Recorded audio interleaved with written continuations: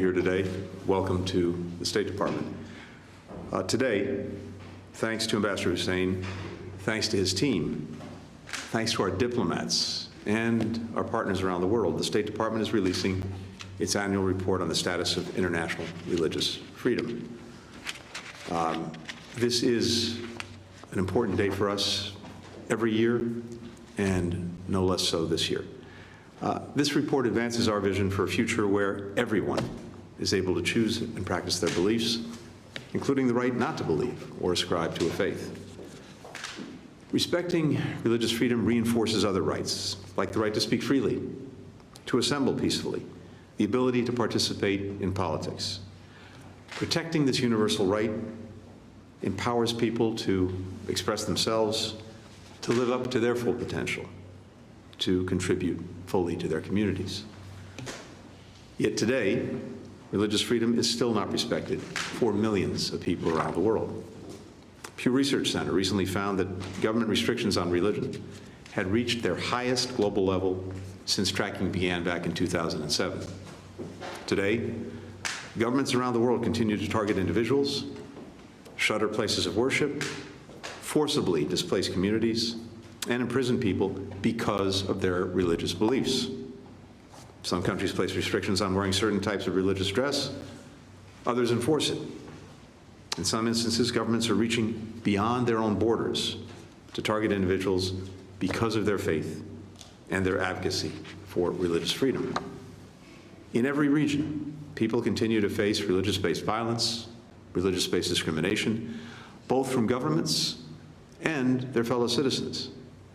They may be shut out of schools, denied jobs, harassed, beaten, or worse. Violent extremist groups also target people based on their faith, as we saw in the attacks last weekend on churches and a synagogue in Russia's Dagestan region, in which police, civilians, and a priest were killed. Since Hamas's horrific terrorist attack on Israel on October 7th and the subsequent conflict in Gaza, both anti-Semitism and Islamophobia have increased significantly across the globe. Here in the United States, reports of hate crimes and other incidents targeting both Muslims and Jews have gone up dramatically. The Department's report tracks these kinds of threats to religious freedom in almost 200 countries. For example, blasphemy laws in Pakistan help foster a climate of intolerance and hatred that can lead to vigilantism and mob violence. In Hungary, officials continue to use anti-Semitic tropes and anti-Muslim rhetoric, and they penalize members of religious groups who criticize the government. 9 other European nations have laws that effectively ban some forms of religious clothing in public spaces. In India, we see a concerning increase in anti-conversion laws, hate speech, demolitions of homes and places of worship for members of minority faith communities. At the same time, people around the world are also working hard to protect religious freedom. We see that in the religious leaders advocating across the globe on behalf of the Baha'is who are being suppressed and persecuted in Iran and across the Middle East. In activists like Rushan Abbas, who's raising awareness about the genocide and crimes against humanity that China is committing against the predominantly Muslim Uyghurs in Xinjiang.